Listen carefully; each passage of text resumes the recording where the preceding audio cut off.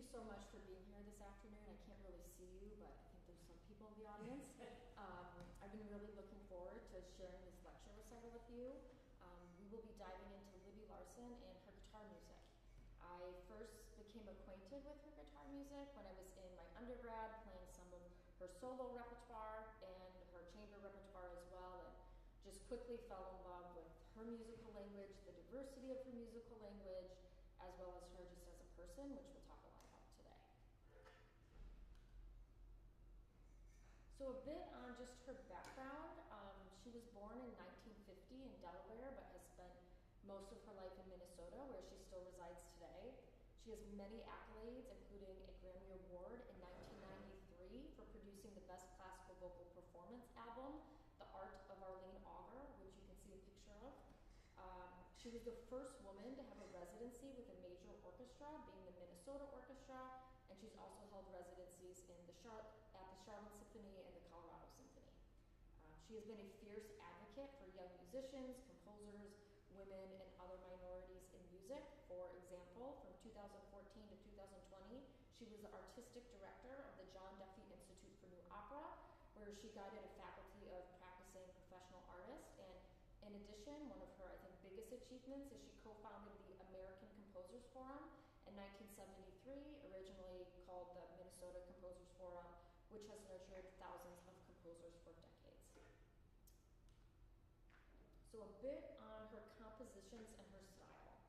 Her compositional output is probably over 600 now in virtually every genre. Some of her most famous works are Water Music, The Art of Arlene Auger, Holy Roller, Ring of Fire, and the opera Frankenstein, the modern Prometheus. The picture on your right is Larsen in a rehearsal for her Water Music with English conductor Sir Neville Mariner. Her voice is unique as her wide-ranging works include tonal and atonal aspects. References to other genres are made in her works, such as jazz, blues, and other popular music, revealing her interest in different musics. Her connection to nature is evident, often in just the title of her works. She's inspired by other art, particularly literature and poetry and text, and she certainly writes in more traditional instrumentation, but she also uses very unique instrumentation at times, and I think has sort of kept up with the times in a sense that she also uses technology in some of her works. She often takes a traditional genre and sort of flips it on its head, creatively pushing and pulling the boundaries of that specific convention. Think sort of like tradition versus something more progressive, which we'll talk a lot about today. One non-guitar piece of this that is an example of this is her Water Music Symphony. I interviewed Larsen. It was one of the best hours of my professional life, and this is a quote from Larsen regarding this piece, the Water Music. She says, "I'm honoring the tradition of the water music, but I'm not honoring the music. I'm honoring the tradition and applying the skills and techniques that I've acquired to say something fresh." So obviously she's honoring Handel's Water Music, but not the music, like she said, the tradition. I'm going to play just a bit of a couple recordings, just so you can get a sense of her sound. The first one I'll play is the Water Music Symphony, then I'll play a bit of Holy Roller, which is for saxophone and piano, and Presto Digital, which is clarinet and guitar. So first is the Water Music. It has a bit more of a tonal sound, I would say, but in a very exciting and fresh way. And again, this is referencing the tradition of Handel. So hopefully technology works.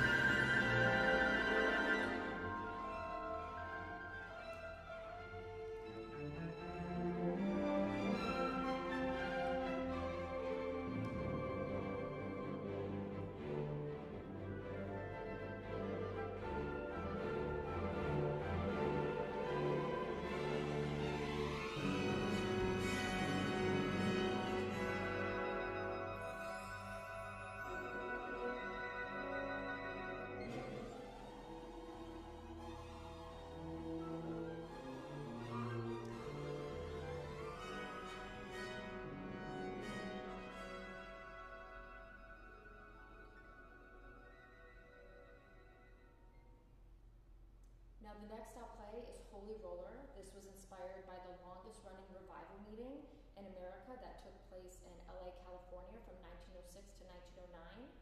On her website, she explains, Reverend William Seymour preached so passionately that he brought about an ecstatic outpouring from all that were there. They wept, they shouted, they dropped into dead faints. They spoke in tongues. They jerked uncontrollably. They danced in the aisles. It was said that the Pentecostal movement in the United States was born of this 3-year revival meeting.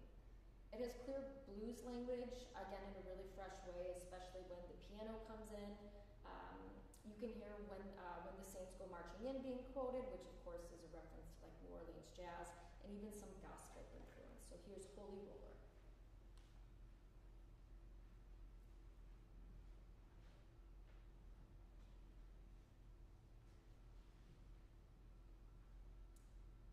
It should work. Let's try that again.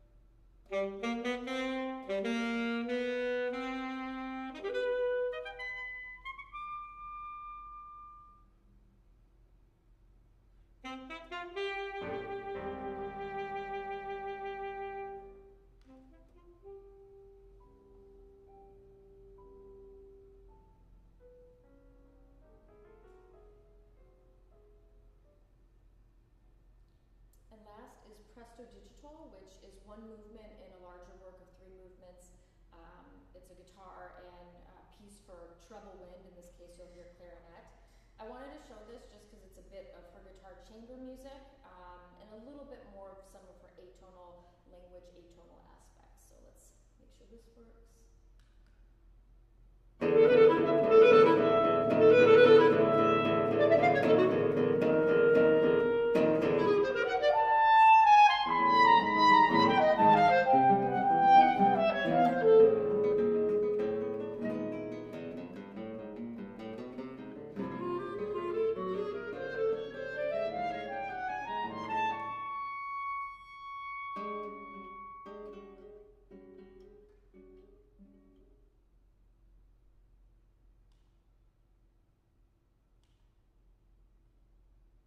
Now, a bit about her upbringing and some of her influences. She, as a child, listened ferociously to her words.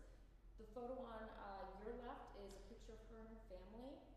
She grew up in the Catholic Church and was very inspired by chant. She says, we started in the 1st grade and sang and read through 6th grade until the ecumenical council happened and Gregorian chant was eliminated from the music program.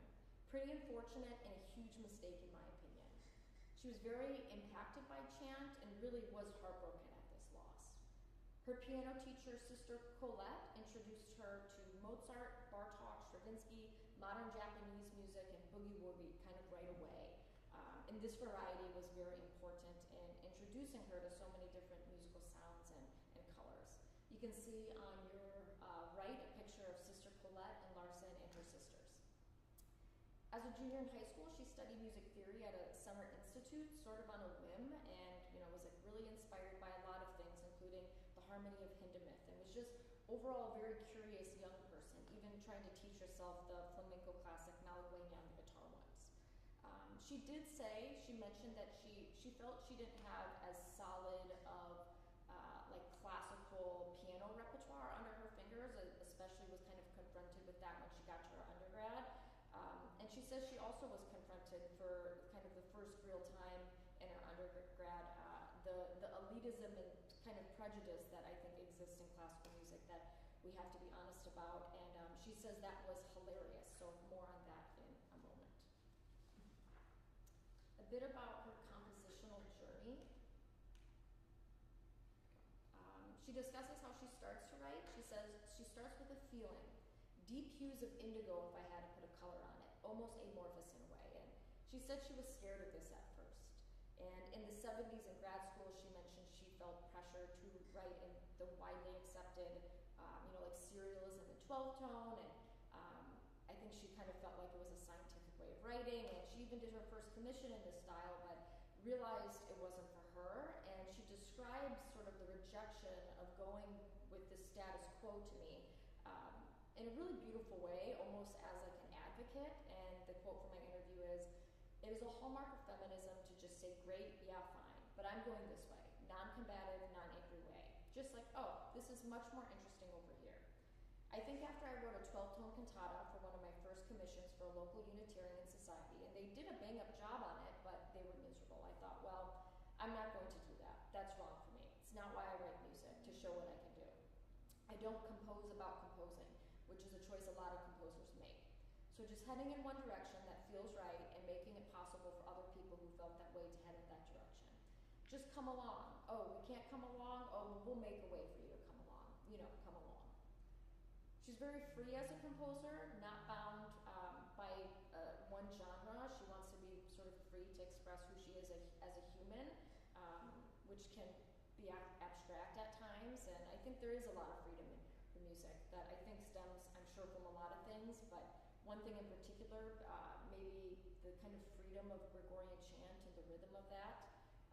She says she always thought notation was meager, and that notation is just often what we have to do to make it tangible for performers, which brings me to her words on the relationship between composer and performer. She discusses how the performer needs to have ownership and soul of the piece, and she says the performer needs to get inside of it, sort of this pre-compositional inhibition stage, and the performer needs to come back to that kind of amorphous stage in their own way. And she even says, like, if there's wrong notes being played in some of her compositions, if she sees a performance and can tell the performers like really connecting and really taking ownership of the piece, she'll put it on her website. Now back to the relationship between the classical music canon and other genres. She says she treats all music the same analysis she gives to classical music, she'd give to Chuck Berry, and I think therefore is sort of influenced by all types of music. And I think you can certainly see that in her own compositions. Now a bit about her guitar compositional journey, which I think is a little more nuanced. She began writing for guitar in grad school at the University of Minnesota, and Jeffrey Van, who's a guitarist and composer, was a guitar professor at the time, and he sort of made it his mission to work with grad students, and he would help them notate their music, and he would perform their music, and Larson and Van are actually still good friends to this day, and his picture's on your left. And then on the right, you can see the 2012 album Silhouettes, New American Music for Guitar by Alejandro Cote. He recorded, some of her works, including the ones we'll discuss today, so I just wanted to show that album. A few other interesting things, she even in the beginning made a cardboard cutout of the guitar neck, which she started writing for guitar to sort of practice fingering through things, and she says she doesn't do it much anymore, but she laughed and said she should. She also listened to a lot of classical guitar music in the 70s, specifically Andrei Segovia and Julian, and she details hearing Segovia play live in person, and she says, and so I was ushering in the third balcony, and there's Segovia on stage, and you could hear every single note, every nuance. I still marvel how he was able to come to the center stage, take the guitar, draw on his focus. And he absolutely drew in every person in that hall, right down into the guitar, instead of projecting out. I want to bring you in. It was stunning. And Julian the same way. Any great guitarist, you don't go out, you bring in. And she discusses what she wants guitarists to know about her guitar works when I asked her in my interview, and she says, that's interesting. She says, I think every stroke on the guitar is really a consideration of the air. It's a lot like harp, when you pluck a string or you play a string, it's not really the attack or the decay. I, as a composer, think I'm sending sound into the air, and it's a consideration of the air, and it's acoustic. So I want guitarists to know that I think about that. I'm thinking very carefully, if you pluck a string in a certain way, in a certain color, and you're putting it into the air, what's being considered is a combination of emotion and tone. It's not the pitch. Guitar in particular just really excites the emotion. So she seems to be really drawn to the strengths of the guitar that we have a really wide range of tone colors and articulations that we can achieve, and she takes full advantage of it. So her guitar music and why is it important in the first place? Guitar performance and composition have historically been dominated by men, although that's, I think, changed a lot for the better. Larson describes the barriers she overcame as a woman. She discusses not taking an academic job because she felt like institutions were more interested in interviewing women than actually hiring them. And she felt if they were hired, that she felt they were tokenized. So she kind of decided to not take an academic job. And she also said, it just stuck with me, she says, a lot of times it isn't even active discrimination, but it's benign neglect. She says to stay true to who you are, stay true to the center of the work that you're doing. And I have American painter Georgia O'Keeffe, who is one of Larson's heroes, paintings up. Music, pink, blue, #2, and blue and green music. She says at times she still struggles with self-doubt, and she reflects on lots of different things, including O'Keeffe's art and other art, and specifically including some of O'Keeffe's quotes, and I'm paraphrasing, but she has quotes like, to have courage and to take your own ideas seriously, and that kind of thing. So she reminds me how important it is to follow through with your own ideas, believe in yourself, so you don't ultimately self-sabotage. So my goal is to elevate Larson's diverse guitar music and ultimately elevate her message. Today we will focus on her guitar music, her solo guitar music. So as per Larson's language, she abandons and adheres to each piece's sort of compositional and genre conventions. And I think that's a huge reason why these pieces are so interesting. So we are going to be exploring Argyle sketches, tango, and saraband in profane style. So we'll start with Argyle sketches. Make sure this all comes up. Yes, okay. Argyle sketches is not only the first solo guitar piece she wrote, it's just the first guitar piece she wrote in 1973. I think you will hear and see the evolution in her guitar writing from this piece to the saraband. It was dedicated to Jeffrey Van, who was her guitar writing mentor and friend. And as I said, this is on Cote's album, Silhouette. So the work is titled Argyle Sketches. It has 4 movements. So I started my analysis just with the main title, like what is she meaning by Argyle, what is she meaning by sketch? Argyle, this is sort of what we first thought is, pattern on sweaters and things like that.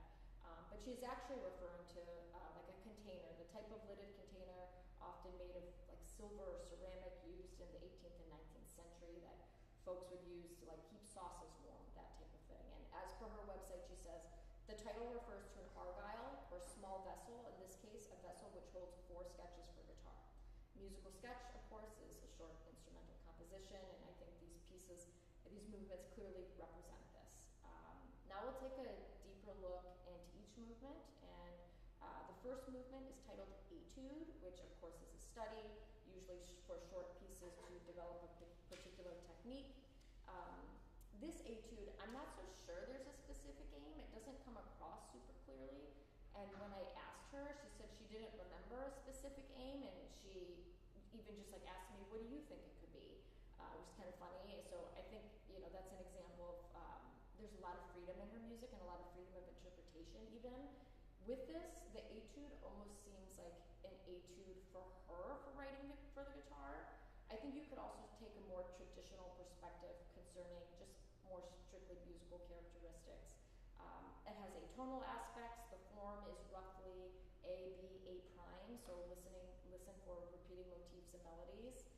Another interesting thing is she writes in very detailed tempo, dynamic, and articulation markings, as well as changing time signatures, in this case, compound time signatures 12/8 and 9/8, which is very typical Larson language. I'm going to play etude now, and I encourage you to think of your own interpretations of this etude as well.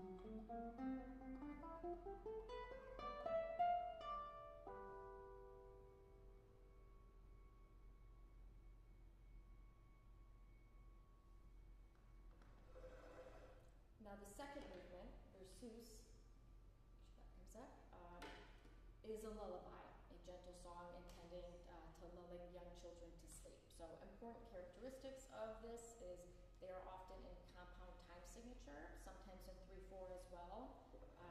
They're generally pretty slow at a quiet dynamic level, often have a tonic pedal bass or a rocking accompaniment in oscillating between tonic and dominant. The texture is generally homophonic, which caters well to sort of these beautiful singable melodies that we hear in lullabies. So this one's a little bit different. Its overall atmosphere, I think you'll hear it's a little bit darker sounding, kind of almost a creepy lullaby in a way, has atonal aspects. We certainly don't have a traditional like 5/1 tonic dominant harmonic movement, but it does have a rocking motif to listen for. And I think also, the form of it doesn't necessarily fall into, I think, one strict category, but these repeating motifs, the rocking motif, I think gives it some consistency and it's a somewhat through composed piece. As per Larsen's language, there's detailed tempo, dynamic articulation markings, also expressive markings like with warmth and rubato, which I think translates well for a lullaby. There are somewhat singable melodies, I would say, in a generally homophonic texture, but again, in like a much darker way. In addition, there's no consistent time signature. There are none that are compound. It does include 3/4, but maybe not enough to be considered like fully adhering to a lullaby.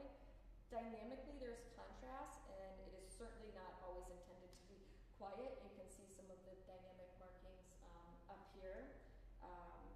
And try to think of your own connections with some lullabies you know. So here's Berceuse.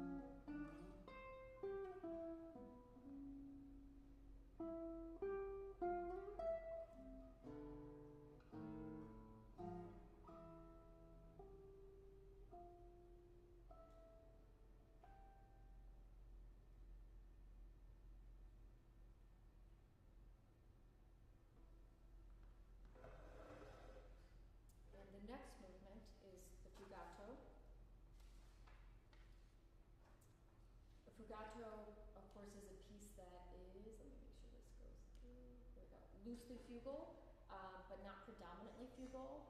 It may resemble a fugue, but lacks the traits of a true fugue. This movement is loosely fugal with repeating motifs, as short as it is, but not a true fugue. She continues to write in, true Larson language. It has atonal aspects, detailed tempo, dynamic articulation markings. Believe it or not, this does stay in one time signature, 6/8. So think how this may relate to other more traditional fugal compositions.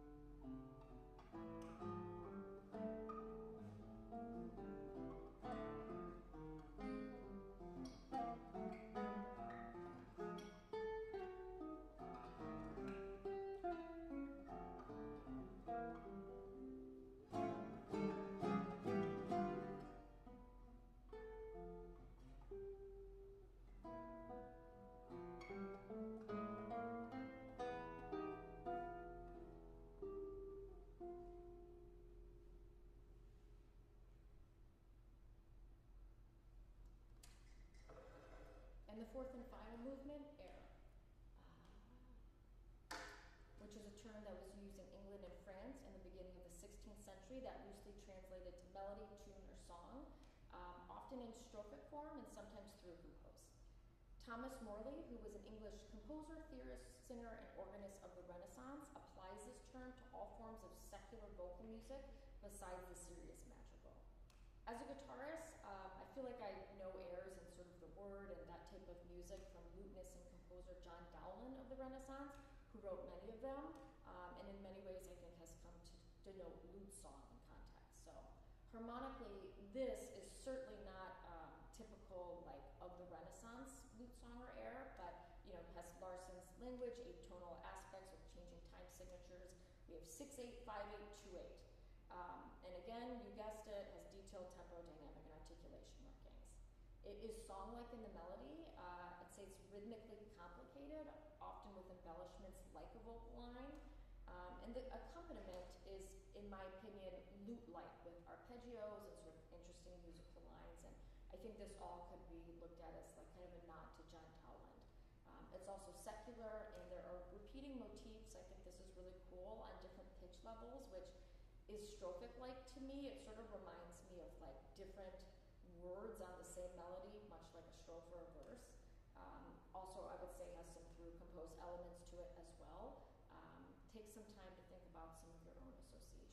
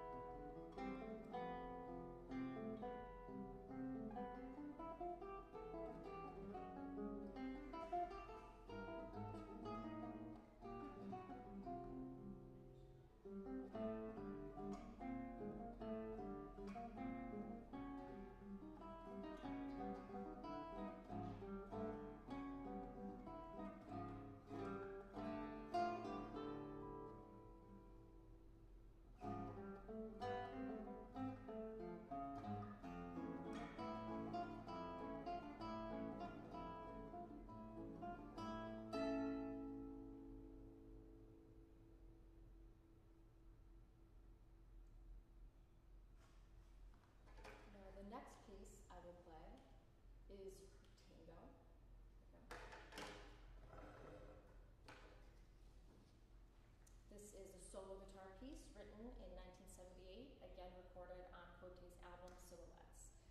So what is a tango? It has a very long and rich history, but here are just a few brief points. A dance originating in urban Argentina in the late 19th century, usually in 2/4 or 4/4 meter with characteristic rhythmic figures such as the habanero rhythm and other syncopation. It involves staccato and rhythmic emphasis. The melodies are often legato, called cantando, in polyphonic texture. Instrumentation can really vary. It can include many different things: guitar, flute, strings like violin, viola, cello, bandoneon, piano, bass, and vocals, and that's certainly not comprehensive. It consists usually of 2 to 3 sections. The second usually will go to the dominant or relative minor key, and phrases generally are regular in 2/4 and 8-bar phrases. Kind of originally based on diatonic chords, but later evolved to include chromaticism, jazz harmonies, and post-tonal sounds.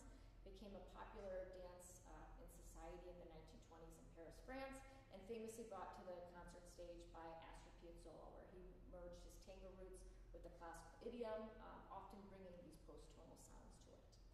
So Larson says this about the tango in my interview.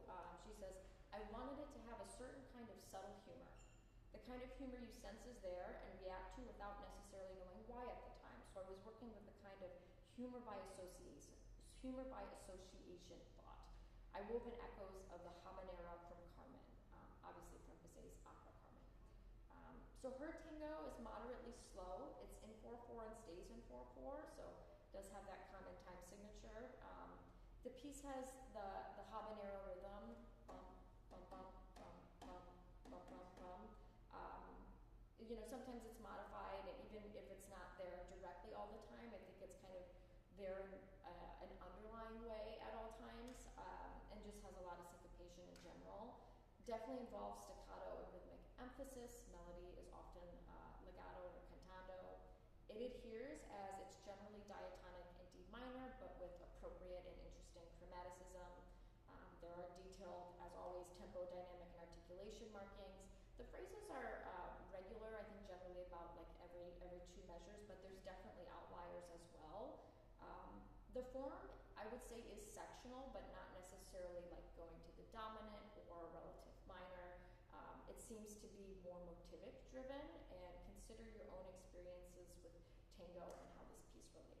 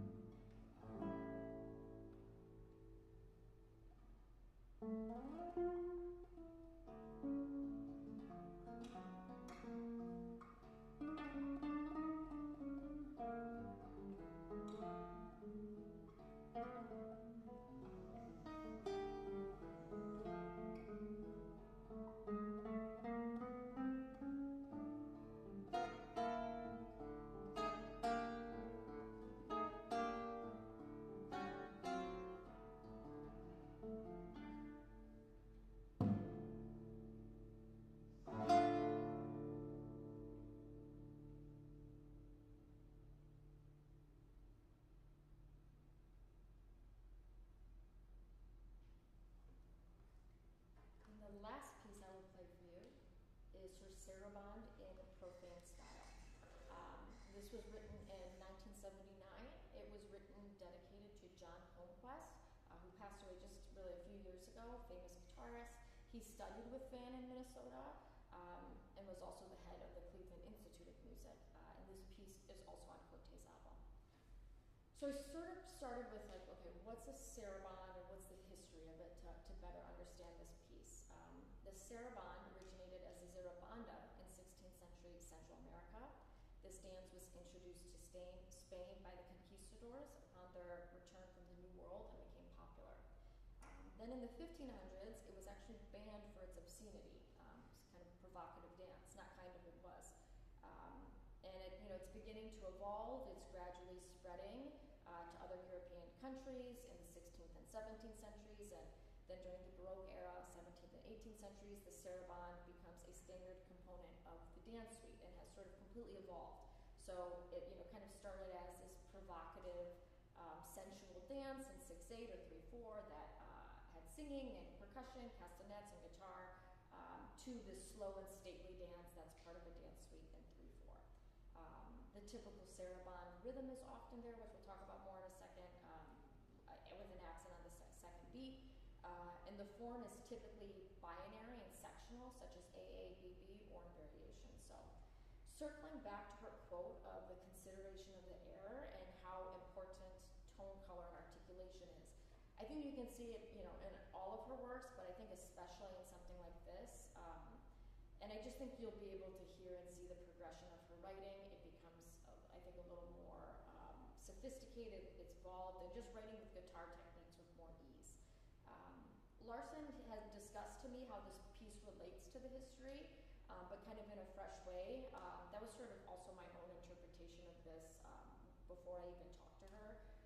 It's in a profane style, so maybe not sacred, maybe not respecting it in a way. I think it's a little bit like when I talked about tradition versus something progressive. Maybe this is more of the progressive side.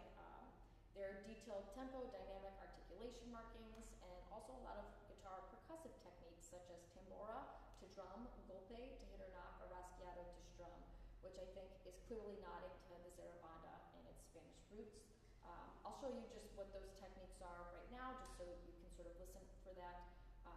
So to start off with tambora, you'll hear something like this, where I hit the strings near the bridge of the guitar.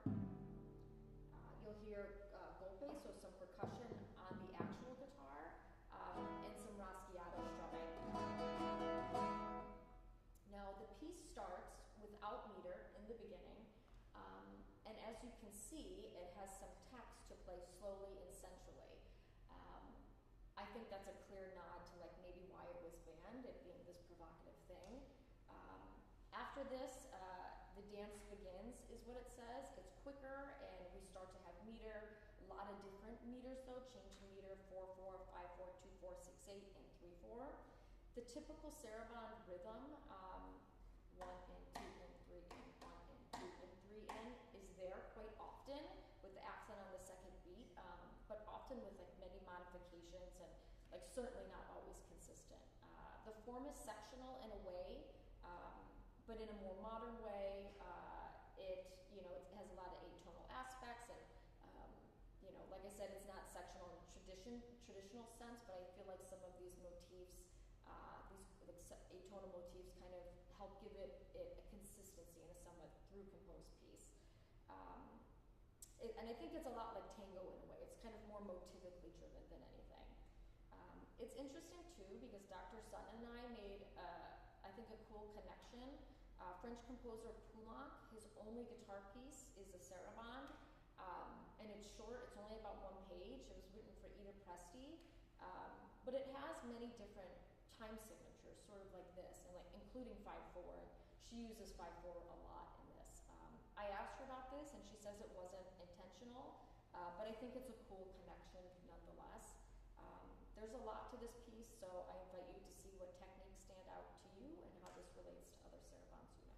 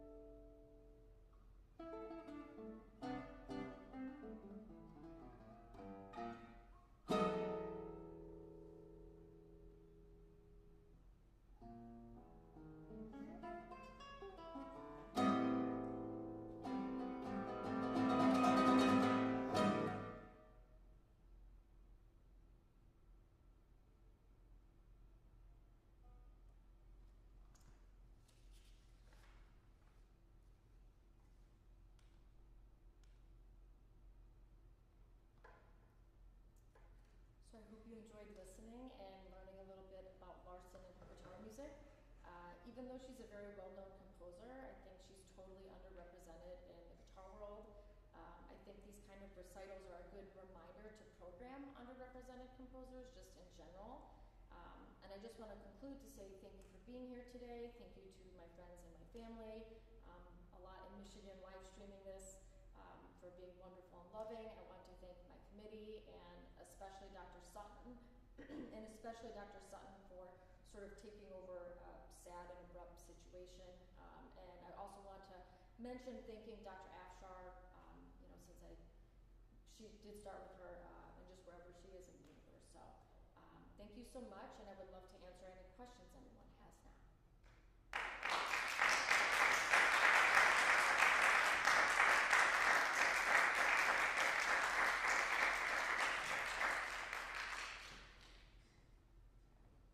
I think I see Andy's hand up. Yeah, I was really impressed with the kind of very diverse palette of sounds she was able to get from the guitar. And I know you mentioned a little about her experience with guitar, how she really loved a lot of it. Did she study formally with any teachers? I don't think so. She never mentioned it, so I'm guessing no. I think that's something she would mention. She sort of she said like when she was young, and I think it was like in her teenage years, like maybe she had a guitar lying around and she like tried to teach herself Malagueña on the guitar, but not any like formal training like that at all. Yeah, it would be cool if she did. Yeah, Dr. Sun. Remind me, what's her chamber music involving guitar output like, and how do these pieces fit in with it? Like, how do they kind of relate or contrast, or what's the rest of the output like? Yeah, her chamber music, I hope I can give some lecture recitals in the future on that, because I think her chamber music is really, really interesting. One of her more popular chamber music pieces is her Blue Third pieces. It is for guitar and either clarinet or flute.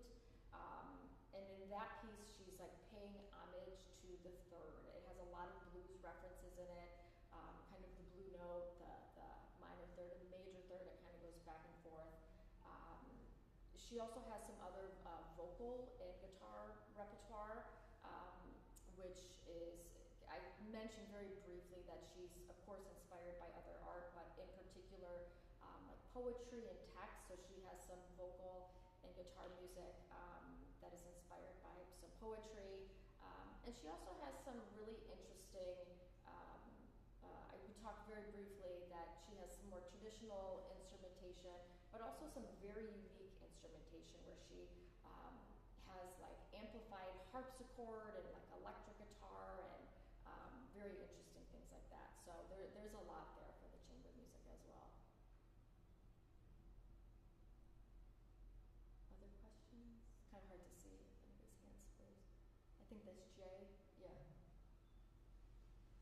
The pieces that you picked, would you consider those to be like a good representation of her approach for the instrument in terms of like their playability or like idiomatic nature? It's a great question.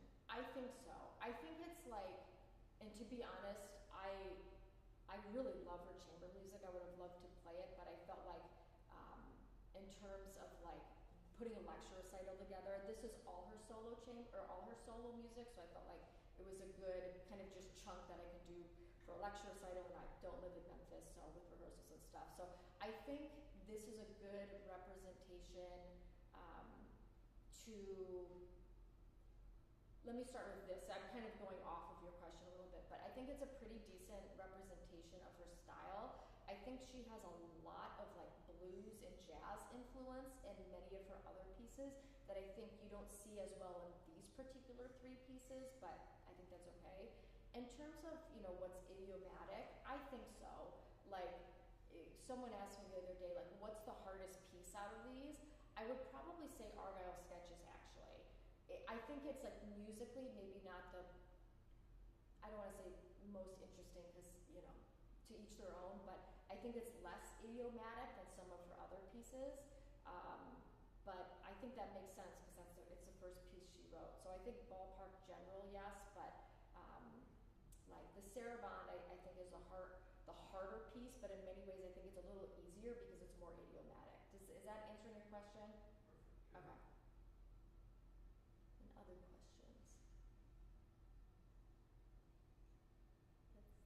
Yeah, well, thank you so much.